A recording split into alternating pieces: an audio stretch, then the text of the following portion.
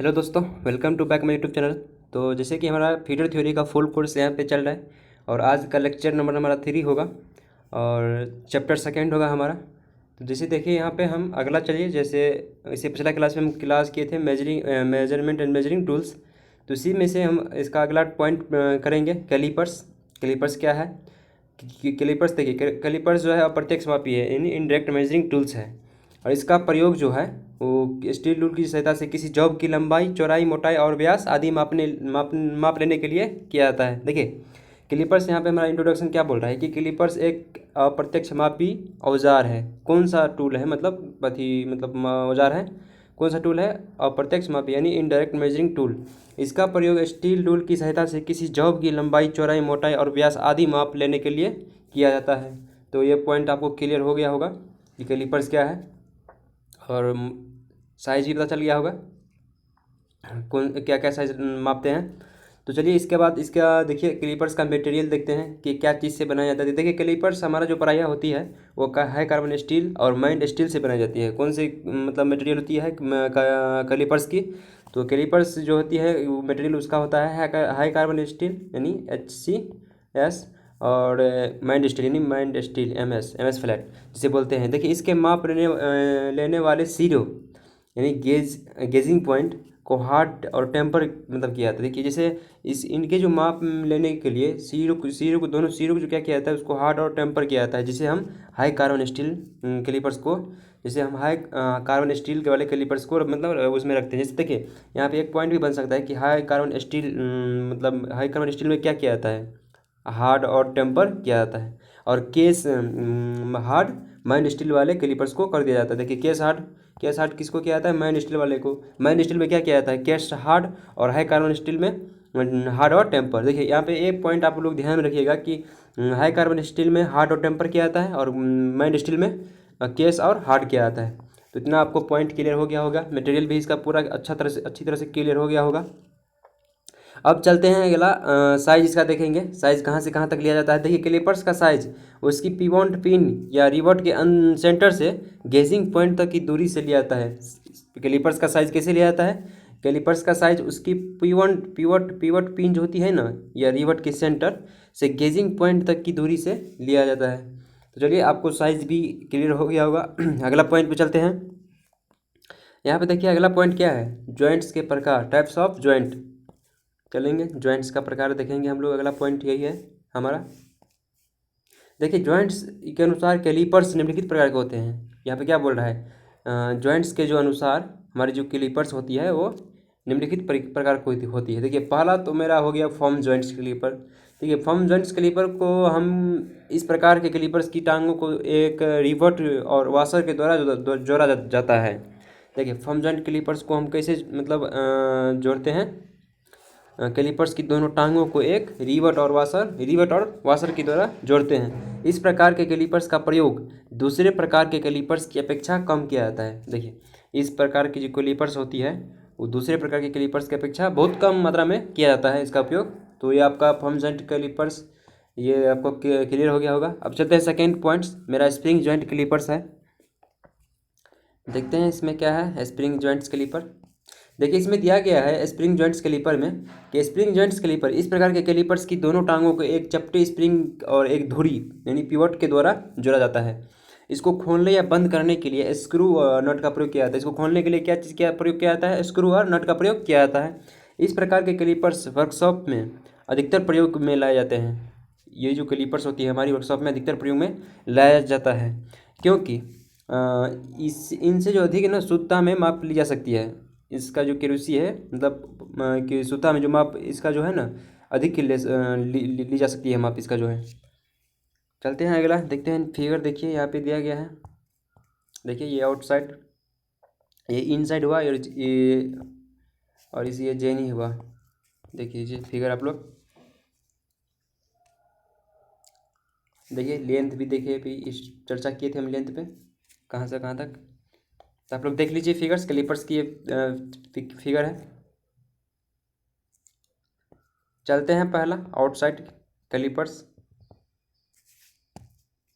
देखिए outside callipers क्या है? इस प्रकार के कैलिपर्स में इनकी दोनों टांगें अंदर की ओर अर्धगोलाकार में मुड़ी होती है। देखिए जैसे हम कैलिपर्स देखे थे कि अंदर की ओर मुड़ी होती है दोनों अर्ध गोलाकार में। देखिए आप लोग यहाँ पे इसको देख के आप लोग स्पष्ट समझ गए होंगे। तो चलिए अपना पॉइंट पे चलते हैं हम लोग।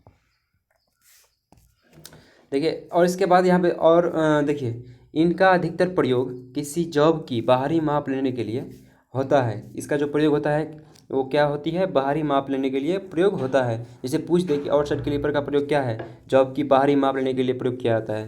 तो ये आप लोग भूलिएगा मत। जैसे किसी गोल जॉब के बाहरी व्यास की माप लेना और किसी चपटे जॉब की लंबाई चौड़ाई और मोटाई की माप लेना आदि। इससे रीडिंग लेने के लिए स्टील रूल की सहायता से किसी जो होती है आवश्यकता होती है। इससे रीडिंग लेने की स्टील रूल की आवश्यकता होती है। देखिए यहाँ पे इनसाइड कैलिपर्स अगला पॉइंट्स हमारा है। इनसाइड कैलिपर्स, ये आउटसाइड कैलिपर्स आपका पॉइंट जो है स्पष्ट हो गया होगा।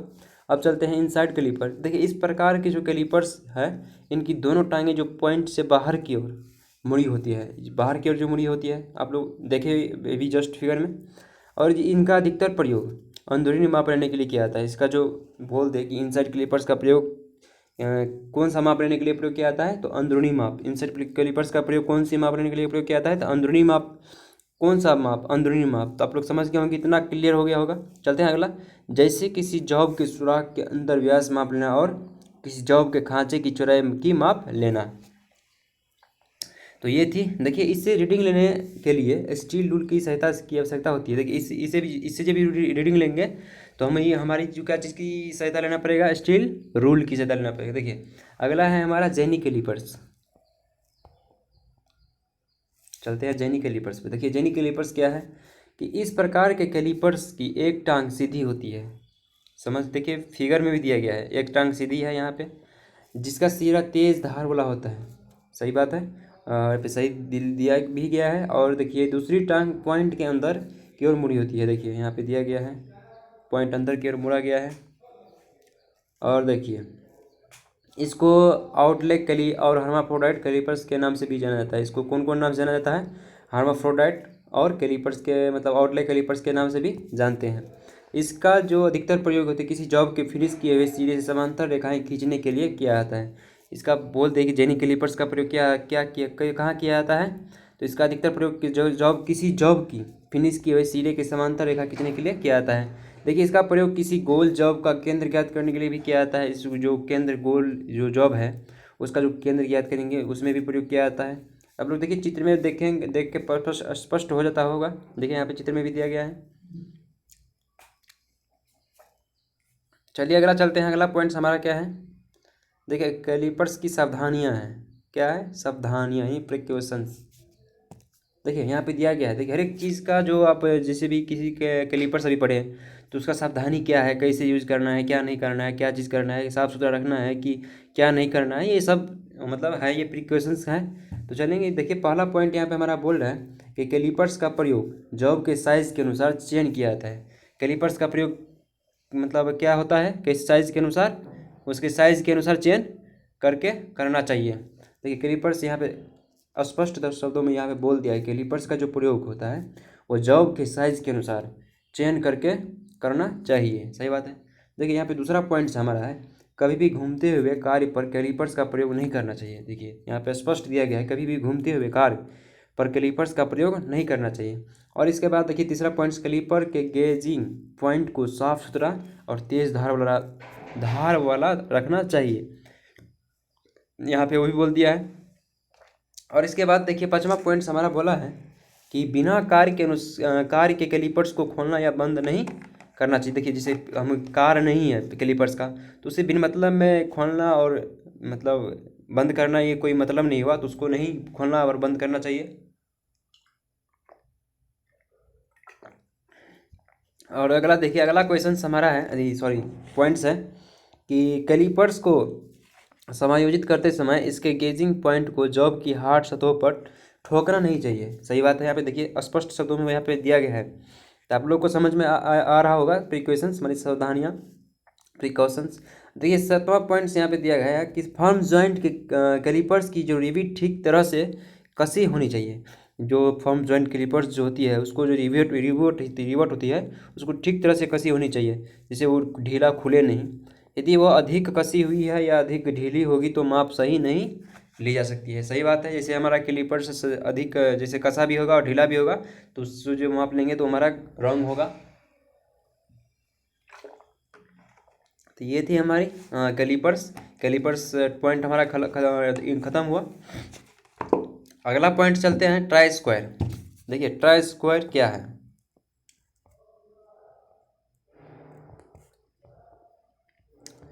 चलते हैं ट्राई स्क्वायर पे। ओके,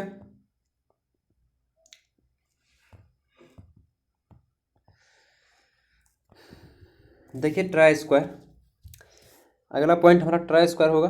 देखिए यहाँ पे ट्राई स्क्वायर एक प्रकार का चेकिंग व मार्किंग टूल है। ट्राई स्क्वायर कौन सा टूल है, जो कोई अगर परीक्षा में क्वेश्चंस आए तो हम क्या बोलेंगे, ट्राई स्क्वायर कौन सा टूल है, चेकिंग और मार्किंग टूल है।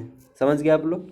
इस जिसका मुख्य कार्य किसी जॉब को 90 डिग्री के कोण में चेक करने के लिए किया जाता है। इसका प्रयोग क्या किया जाता है, जॉब को 90 डिग्री के कोण में चेक करने के लिए किया जाता है। देखिए इसके ब्लेड के द्वारा किसी जॉब की समतलता को भी चेक करने के लिए किया जाता है। समझ गए आप लोग।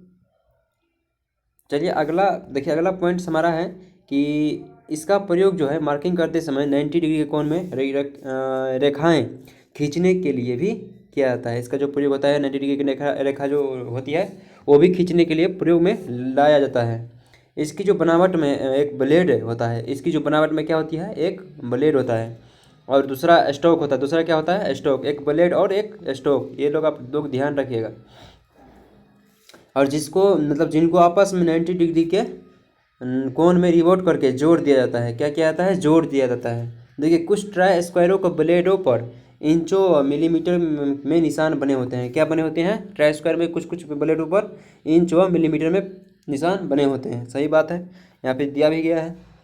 तो आप लोग को स्पष्ट तरीके से समझ में आ रहा होगा, क्योंकि हम यहाँ पे एक एक पॉइंट का समझा रहे हैं। आप लोग समझ रहे होंगे, आशा है। देखिए हमारा जो स्टील रूल है उसका मटेरियल देखेंगे कि क्या चीज़ से बना होता है। देखिए अधिकतर जो स्टील रूल होती है वो हाई कार्बन स्टील से बनाई होती है। हाई कार्बन, पिछले क्लास में हम पढ़े थे कि हाई कार्बन स्टील को हम क्या करेंगे, हार्ड व टेम्पर। उसको केस हार्ड नहीं किया था, केस हार्ड हम उसको माइंड स्टील में करते हैं। समझ गए आप लोग। तो आप लोग यहाँ से आप लोग को स्पष्ट हो गया होगा। हम फिर से रिपीट किए थे, अभी पॉइंट को रिपीट किए। तो चलते हैं अगला। देखिए यहाँ पे दिया गया है कि ट्राई स्क्वायर का जो ब्लेड हाई कार्बन स्टील की से बनकर बनी होती है। देखिए यहाँ पे भी बोले हम, और उसको जो हार्ड व टेम्पर किया जाता है कि जैसे हमें ये बोले कि हाई कार्बन स्टील में हम हार्ड व टेम्पर करेंगे और माइंड स्टील में केस हार्डनिंग करेंगे। तो ये थी। और देखिए इसका जो स्टॉक कास्ट आयरन की होती है। इसका जो स्टॉक होती है क्या चीज़ की होती है, कास्ट आयरन की। देखिए ये मटेरियल VVI है, इसको आप लोग याद कर लीजिए, सही रहेगा। समझ गए आप लोग। तो ये सब है। देखिए अगला है, देखिए क्या कास्ट आयरन की बनी होती है। कास्ट आयरन स्टील और एल्यूमिनियम इत्यादि से बनाया जाता है। ये तो आप लोग समझ में आ गया होगा। देखिए इसका साइज कैसे लेते हैं। देखिए ट्राई स्क्वायर का साइज उसके ब्लेड की लंबाई से लिया जाता है। साइज कैसे लिया जाता है, ट्राई स्क्वायर का ब्लेड की लंबाई से लिया जाता है। आप लोग को समझ में आ रहा होगा। यह लंबाई स्टोक के अंदरूनी सिरे से ब्लेड के अंतिम छोर तक की दूरी होती है। आप लोग को समझ में आ रहा होगा कि यह लंबाई की जो स्टोक होती है अंदरूनी सिरे से ब्लेड के अंतिम छोर तक दूरी होती है। इस साइज के अनुसार ये मतलब 100 मिलीमीटर से 300 मिलीमीटर तक पाए जाते हैं। जो हमारे मार्केट में जो है ये साइज़ के अनुसार ये 100 मिलीमीटर से 300 मिलीमीटर तक आपको जो मार्केट में मिल जाएगा। तो समझ गए आप लोग। देखिए इसका प्रकार पढ़ेंगे स्टील रूल का। देखिए कार्य के अनुसार निम्नलिखित ट्राई स्क्वायर हम क्या बोल रहे हैं। देखिए ट्राई स्क्वायर जो हमारी प्रायः है वो प्रयोग में लाए जाते हैं। कार्य के अनुसार निम्नलिखित ट्राई स्क्वायर प्रयोग में लाए जाते हैं। देखेंगे कितने ट्राई स्क्वायर यहाँ पे नीचे में निम्नलिखित दिया गया है। चलिए पहला पढ़ते हैं फिक्स ट्राई स्क्वायर, यानी फिक्स ट्राई स्क्वायर। इस प्रकार के ट्राई स्क्वायर में ब्लेड को स्टॉक के साथ 90 डिग्री के कोण में रिवोट के द्वारा जोड़ दिया जाता है। क्या किया जाता है, 90 डिग्री के कोण में रिवोट के द्वारा जोड़ दिया जाता है। क्या किया जाता है, जोड़ दिया जाता है, जिससे ब्लेड इसके स्टॉक के साथ ही एक स्थान पर स्थित रहता है। क्या होता है, जिससे ब्लेड स्टॉक के साथ ही एक स्थान पर स्थित रहता है। इस प्रकार का ट्राई स्क्वायर प्रायः साधारण कार्यों के लिए प्रयोग में लाया जाता है। क्या किया जाता है, इस प्रकार के इस पर ट्राई स्क्वायर का जो प्रयोग है इस प्रकार साधारण कार्यों के लिए प्रयोग में लाया जाता है। देखिए यहाँ पे दिखाया भी गया है ट्राई स्क्वायर का फिगर। ये ब्लेड हो गया आपका, यहाँ पे लिखा भी हुआ है। ये स्टॉक हो गया आपका, और ये देखिए ये फिक्स्ड ट्राई स्क्वायर है। ये इसको हम फिक्स्ड एक ही स्थान पे रख सकते, फिक्स्ड जैसे फिक्स्ड हो गया एक ही स्थान पे। अगला चलते हैं, देखिए अगला है एडजस्टेबल ट्राई स्क्वायर। देखिए यहाँ पे दिया गया है कि इस प्रकार के ट्राई स्क्वायर में ब्लेड को स्टॉक के साथ रिवर्ट के द्वारा नहीं जोड़ते हैं। सही बात है, देखिए यहाँ पे दिया भी गया है। इसके स्टॉक की ऊपरी सिरे पर एक खांचा यानी स्लॉट कटा होता है, जिसके द्वारा एक पिन फिट रहती है, और पिन को एक नर्लिंग किए हुए नट के द्वारा समायोजित यानी एडजस्ट किया जा सकता है। इसके देखो, इसके ब्लेड के बीच में पूरी लंबाई एक आयताकार की नली कटी होती है। इस प्रकार जब ब्लेड के स्टॉक को खांचे में डाला जाता है, तब पिन का बढ़ा हुआ भाग क्या होता है, बढ़ा हुआ भाग ब्लेड की नाली में फंस जाता है। क्या होता है, फंस जाता है। और जब नट को घुमाया जाता है तो ब्लेड की स्टॉक के साथ